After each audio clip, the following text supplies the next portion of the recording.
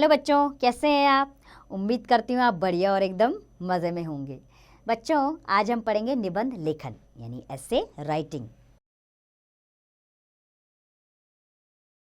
बच्चों, निबंध शब्द का अर्थ होता है बंधा हुआ। किसी विषय पर अपने मन के विचारों अथवा भावों को नियंत्रित तरीके से लिखने को निबंध कहते हैं। उसे छोटा अथवा बड़ा करके भी लिखा जा सकता है। निबंध लिखते समय ध्यान देने योग्य बात यह होती है कि इसमें विचारों अथवा भावों की सामग्री को सुंदर तरीके से प्रस्तुत किया जाना चाहिए। निबंध के कुछ भाग होते हैं। निबंध को मुख्य रूप से 3 भागों में विभाजित किया जा सकता है। पहला है भूमिका, आरंभ अथवा प्रस्तावना। निबंध की भूमिका वृहद न होकर छोटी होनी चाहिए। यह निबंध के भाव को प्रदर्शित करने वाली होनी चाहिए। भूमिका में विषय के अलावा अन्य और किसी बात की व्याख्या नहीं होनी चाहिए। दूसरा है मध्य भाग। निबंध के विषय को हमेशा ध्यान में रखकर लिया जाता है। विषय से भटक जाने पर निबंध प्रभावशाली नहीं बन पाता।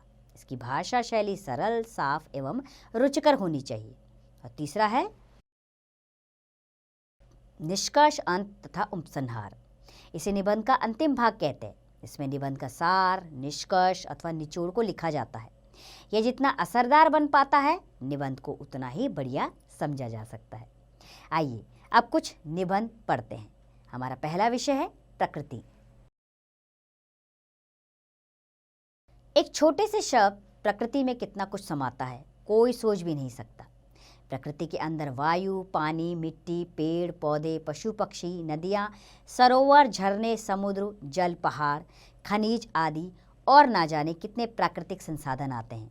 इन सभी से हमें सांस लेने के लिए शुद्ध हवा, पीने के लिए पानी, भोजन आदि जो जीवन के लिए नितांत आवश्यक है, उपलब्ध होते हैं। प्रकृति से हमें जीवन जीने की उमंग मिलती है। बसंत देखकर दिल खुश होता है। सावन में रिमझिम बरसात मन को मोह लेती है। इंद्रधनुष हमारे अंतरंग में रंगीन सपने सजोता है। प्रकृति हमें शारीरिक सुख सुविधा के साथ साथ मानसिक सुख भी देती है। पर हमारे पास प्रकृति को देने के लिए कोई वस्तु नहीं है।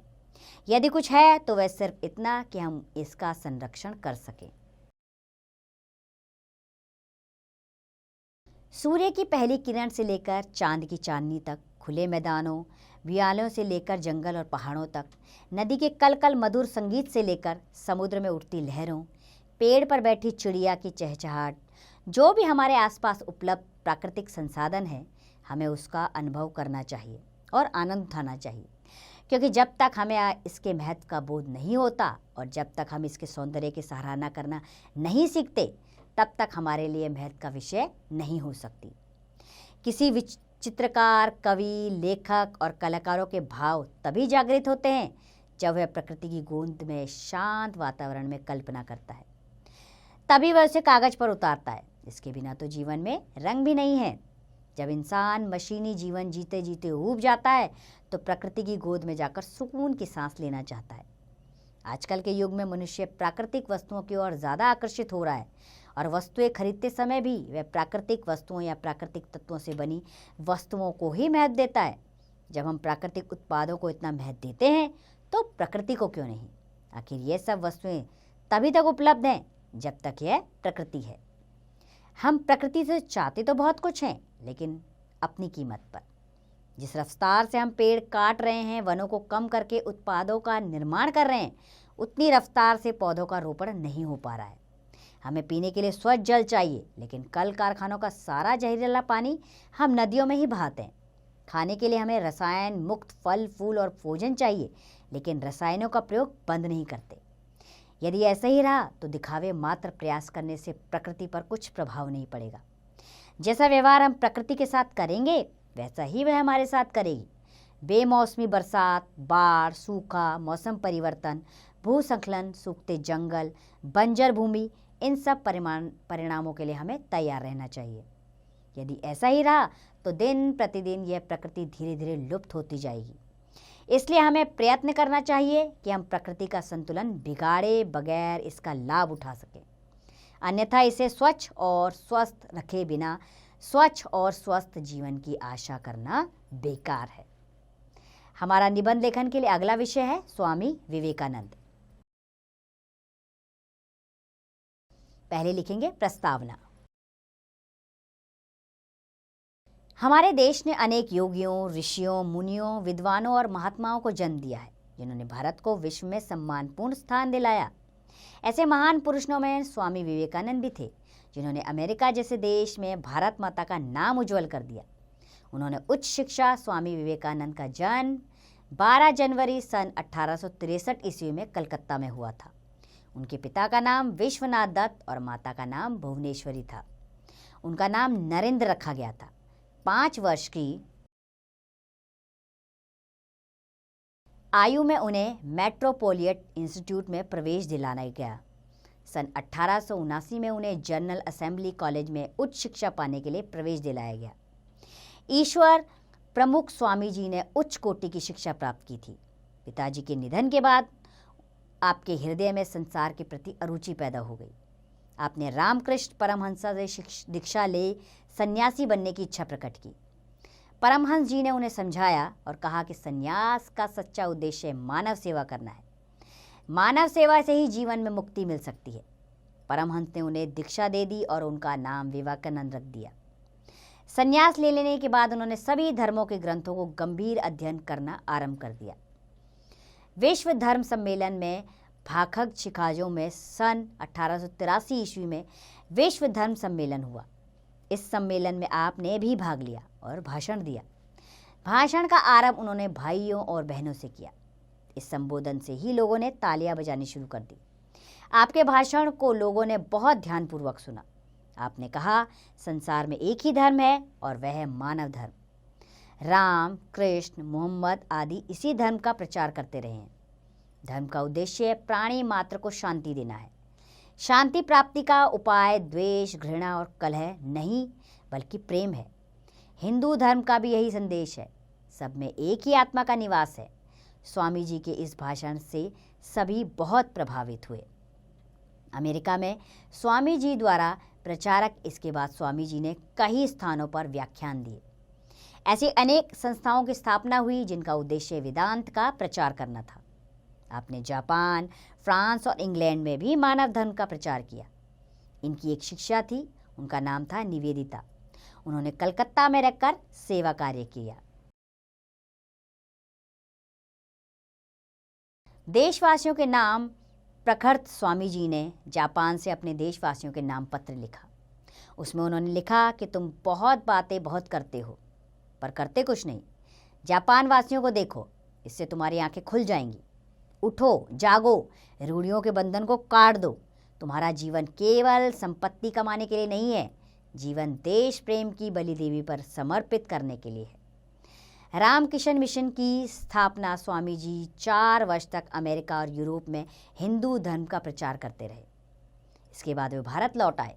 उन्होंने कलकत्ता में रामकृष्ण मिशन की स्थापना की। इस मिशन की अनेक शाखाएं देश के विभिन्न भागों में स्थित है। इसके बाद आप उनके निबंध की भाग लिखेंगे। बहुत अधिक परिश्रम के कारण स्वामी जी का स्वास्थ्य गिर गया। 8 जुलाई सन 1902 में स्वामी जी का निधन हो गया। उन्होंने जीवन के थोड़े से समय में यह कमाल कर दिखाया जो लोग लंबा जीवन जीकर भी नहीं कर पाते। स्वामी जी ने सच्चे धर्म की व्याख्या करते हुए कहा था, धर्म वह है जो भूखे को अन्न दे सके और दुखियों के दुखों को दूर कर सके। बच्चों, हमारा अगला विषय है मदर टेरेसा। मदर टेरेसा दया, सेवा और ममता की साक्षात मूर्ति थी। उन्होंने अपाहिजों, अंधों, लूले लंगड़ों तथा दीनहीनियों की सेवा को अपना धर्म बना लिया था। संसार भर के दीनहीन लोग उन्हें पाकर सनाथ हो गए थे। अब उनका परिचय लिखेंगे।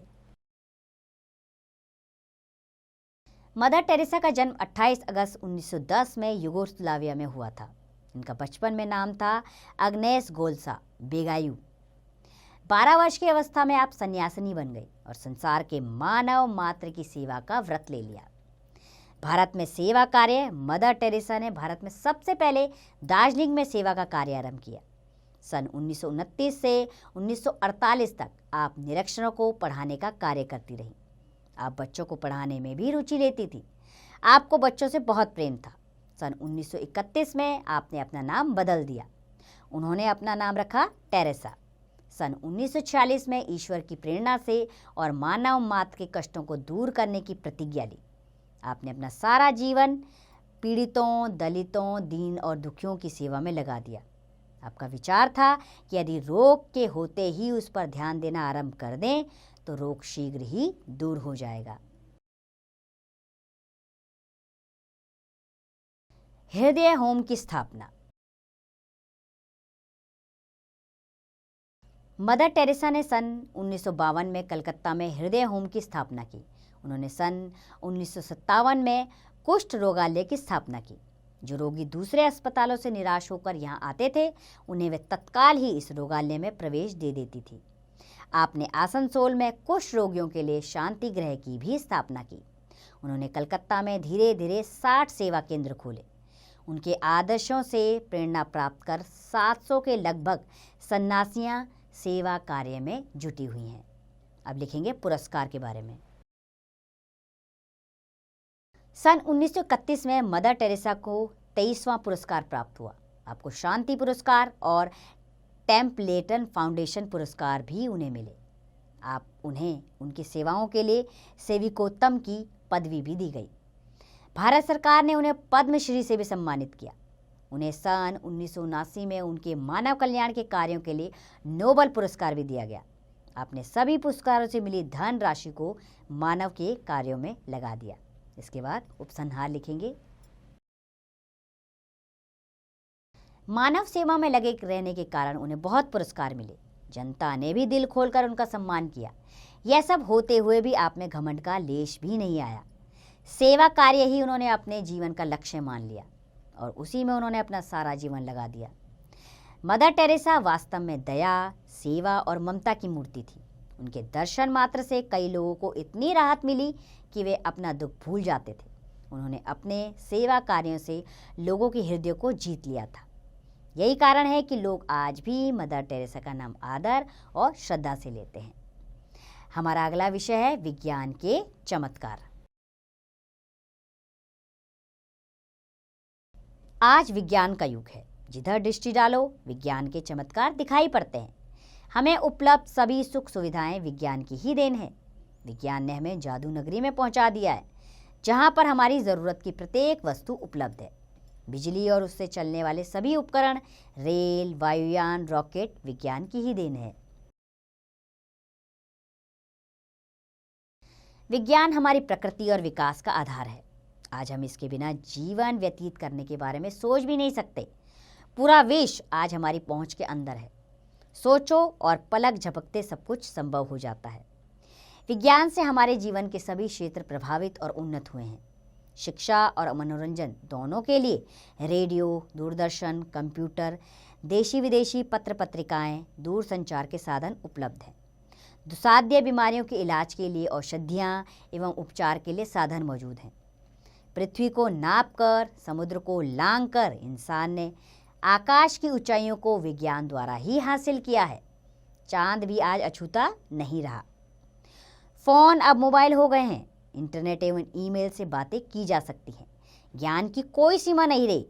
हर क्षेत्र परिचित सा और हर क्षेत्र का असीमित विस्तार हो गया है। लेकिन विज्ञान ने जहां इंसान को इतने सुख दिए, लाभ पहुंचाए, वहां उसके कुछ नुकसान भी हैं। विज्ञान जितना कल्याणकारी है उतना विनाशकारी भी है। विज्ञान ने मानव की इच्छाओं को असीमित कर उसे भौतिकवादी बना दिया है।